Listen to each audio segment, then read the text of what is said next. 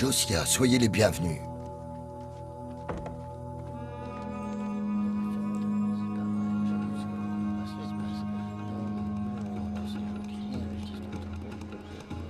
Beaucoup de jours ont passé depuis que je l'ai vu pour la dernière fois. Que va-t-il nous arriver maintenant? Jésus nous a dit de l'attendre. Il va revenir. Il va revenir. Il a dit, vous, c'est dans l'Esprit Saint que vous serez baptisés. Vous allez recevoir une force, celle de l'Esprit Saint qui descendra sur vous. Vous serez alors mes témoins en Judée et en Samarie jusqu'aux extrémités de la terre. N'ayez pas peur. Nous n'avons plus qu'à l'attendre, et il reviendra. Pour la fête de la Pentecôte, 50 jours après la Pâque, Jérusalem fourmille de pèlerins. Des hommes et des femmes avec leurs enfants, des mendiants, de riches marchands, durs d'oreilles et durs de cœur. Ils se rendent au temple pour offrir des sacrifices. Comment faire pour que tous ces gens nous écoutent?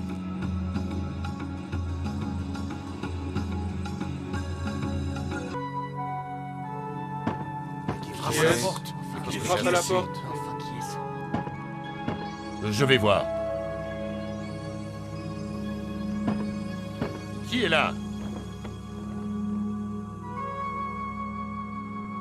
Ce que vous faites aux faibles, c'est à moi que vous le faites.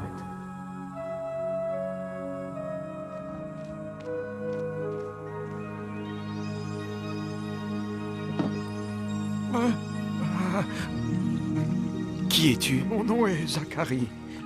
J'ai frappé à beaucoup de portes et un homme m'a dit de frapper à celle-ci. Le Seigneur vous a envoyé. Non, il t'a envoyé toi, pour voir si nous allions le reconnaître en toi. Quoi? Vous me connaissez? Non, Zacharie. Mais le Maître a dit, ceux qui accueillent chez eux celui que j'envoie, c'est moi qu'ils accueillent chez eux. Il nous a choisis un par un, tous les 12. Il nous a dit, je ferai de vous des pêcheurs d'hommes. Puis il nous a mis à l'épreuve. En acceptant les persécutions et la croix, il a mis notre foi en lui à l'épreuve.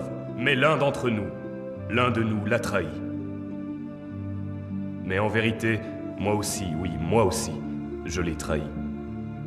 Puis tu as pleuré. T'es repenti. Oui, c'est la vérité. J'ai pleuré et il m'a pardonné. Quand Judas eut peur de son crime, il était déjà trop tard. Alors il sauta la vie et fut enterré dans un terrain acheté avec l'argent de sa trahison. Maintenant, la place qu'occupait Judas parmi nous est vide. C'est pour cela que nous sommes réunis. Nous devons choisir quelqu'un qui nous suit depuis le début pour qu'il devienne avec nous témoin de la résurrection. Joseph, je propose Joseph. Tout le monde l'appelle Justus parce qu'il est un homme juste. Je propose Matthias, parce que Matthias est à nos côtés depuis le début. Vous le connaissez tous.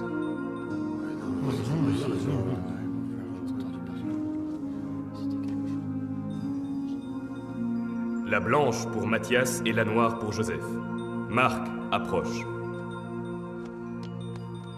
Ferme les yeux et choisis une pierre.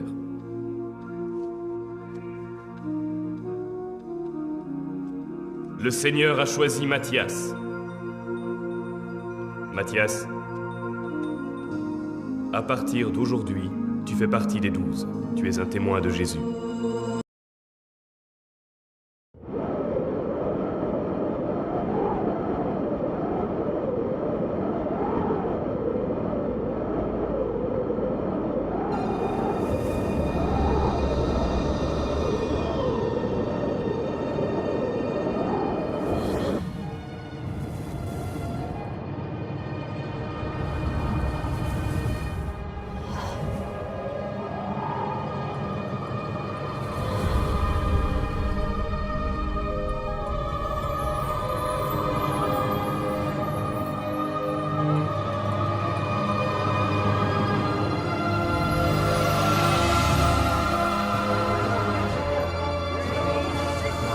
L'Éternel est ma force et le sujet de mes louanges. به دروازه‌های او با حمد بیایید چه نیکوست خداوند را سپاس گفتن و به سحرهای او با تسبیح tu répands ton esprit sur nous. Tu répands ton esprit sur nous.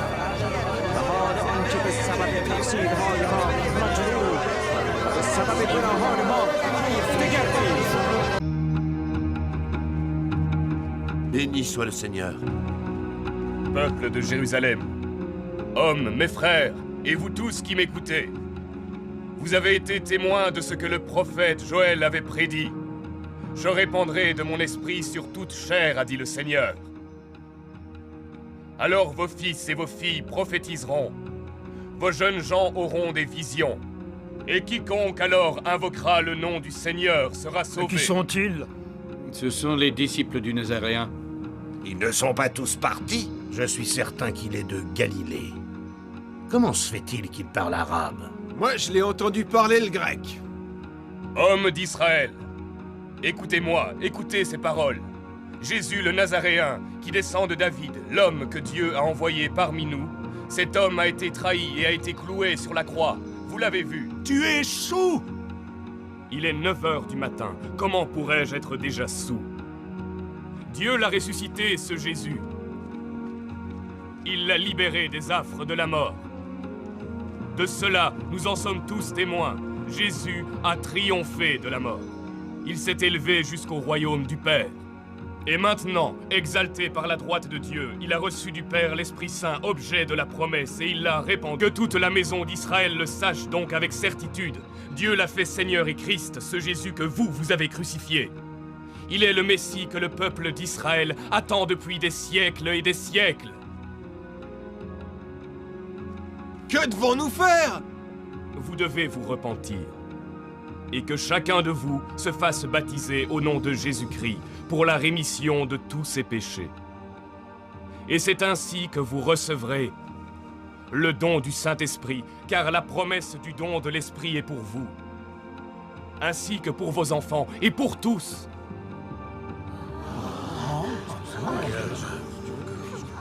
Sauvez-vous de cette génération dévoyée. Suivez-nous, nous vous baptiserons au nom de Jésus.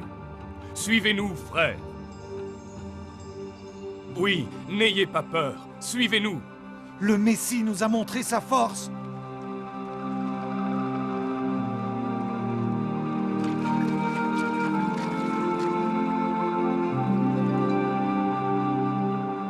Venez, entrez dans l'eau. Être baptisé signifie mourir et ressusciter à la vie. Frère, approche, et tu renaîtras dans le royaume des cieux. Ce jour-là, la foi de Pierre et des autres disciples et témoins de Jésus marqua le début de l'histoire de la communauté chrétienne dans le monde.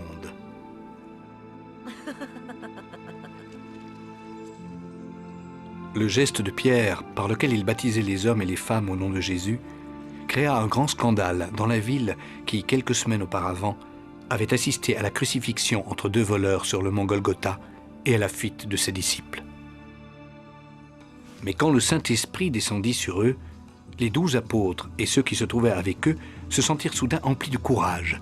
Ils se sentaient portés par une nouvelle et ils annonçaient à tout le monde que le Seigneur Jésus était ressuscité et qu'il viendrait dans la gloire. Au nom du Maître, ils accomplirent des miracles, confirmant ainsi l'autorité de celui qui les avait envoyés. Donnez de l'argent à un pauvre infirme. Un jour qu'ils se rendaient au temple, un pauvre impotent leur demanda l'aumône. Donnez-moi quelque chose, fils d'Israël. De l'argent et de l'or, je n'en ai pas.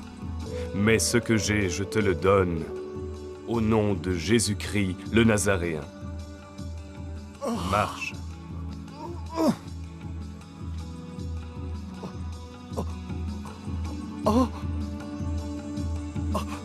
C'est un miracle, un miracle.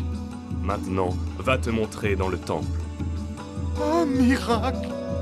Un miracle au nom de Jésus-Christ le Nazaréen. C'est un des disciples du Messie. Il a dit, au nom de Jésus, marche. Et j'ai marché. A-t-il dit, au nom de Jésus le Nazaréen? Oui, c'est ce qu'il a dit. C'était lui. C'était lui. Arrêtez-les! Mais il m'a guéri. Que sais-tu de ce qu'il se passe à Jérusalem? Hommes d'Israël, pourquoi être aveugles? Pourquoi vous étonner de cela? Car c'est au nom du Messie ressuscité que cet homme a retrouvé l'usage de ses jambes. Vous le voyez, ce qui était annoncé par le prophète s'est réalisé. Saisissez-les. Le Sanhédrin les accuse de rébellion, comme leur maître. Il m'a guéri. Au nom de Jésus de Nazareth. Ils nous font ce qu'ils ont fait à Jésus. Béni soit son nom. À ce moment-là, les disciples de Jésus avaient déjà créé la première communauté chrétienne à Jérusalem. Ils partageaient leurs maisons, leurs biens, ils donnaient l'aumône aux pauvres. Mais la parole de Jésus, quand il dit « Voici que je vous envoie comme des brebis au milieu des loups », se réalisa. Pierre et Jean furent jugés par Caïphe. Par quel pouvoir ou par quel nom avez-vous fait tout cela, vous autres? C'est par le nom de Jésus-Christ le Nazaréen, celui que vous avez crucifié et que Dieu a ressuscité des morts. C'est par son nom et par nul autre. Menteur! Cela suffit! À mort! Ne vous occupez pas d'eux. Laissez-les, car si leur parole ou leur œuvre vient des hommes, elle se détruira d'elle-même. Mais si vraiment elle vient de Dieu, vous n'arriverez pas à la détruire. Personne ne peut gagner contre Dieu. Le conseil du sage Gamaliel fut écouté. Ils firent battre Pierre et Jean et épargnèrent leur vie. Le Sanhédrin les a libérés. Beaucoup de gens s'étaient convertis à la parole de Jésus. Mais peu de temps après, Étienne, un des 7 premiers diacres élus pour s'occuper des biens de la communauté, fut lapidé sur l'ordre du Sanhédrin. La persécution des disciples du Messie prit de l'ampleur à Jérusalem et s'étendit très vite à la Samarie.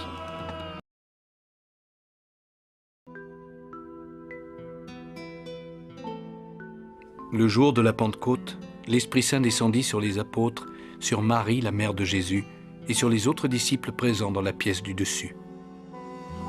Quelques jours plus tard, persécutés par ceux qui avaient crucifié Jésus, ils se disséminèrent dans les villages et les villes de Judée et de Samarie, et même plus loin, au-delà des frontières de la Palestine. Partout où ils allaient, ils proclamaient le monde de Jésus et fondaient de nouvelles communautés de chrétiens qui vivaient suivant les enseignements de Jésus. Cette loi de l'amour était une nouvelle loi qui accomplissait toutes les autres lois existantes à cette époque. Cette paix et cet amour étaient pour la gloire de Dieu, le Père éternel, le Créateur de toute vie, et donnait aux hommes la vie éternelle. Beaucoup se convertirent, car ils n'avaient pas peur des persécutions, ni de la mort. Car pour devenir chrétien, il fallait renier la religion de l'Empire romain avec ses dieux païens d'or de pierre et son culte de l'empereur adoré comme un dieu. La punition que les Romains réservaient aux chrétiens était la mort. Pierre, Barnabé, Paul et Jean et les autres apôtres et disciples de Jésus quittèrent Jérusalem et se dirigèrent vers la mer Méditerranée et en quelques années créèrent des communautés au-delà de la Judée et de la Samarie, en Syrie, à Damas et plus loin encore.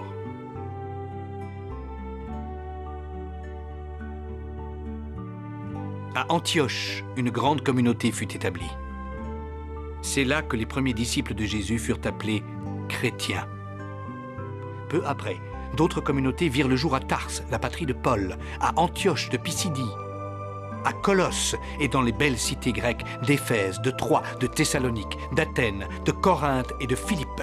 Puis d'autres naquirent en Crète, à Malte et finalement à Rome. Pendant les années qui suivirent la Pentecôte, c'est par ces premières communautés que la chrétienté se répandit dans tout l'Empire romain et même au-delà de ses frontières jusqu'aux tribus barbares les plus éloignées. Depuis ce temps-là, des générations entières ont vu la lumière de Jésus et ont été baptisées en son nom. Elles ont cru en lui et en lui, elles ont trouvé le salut.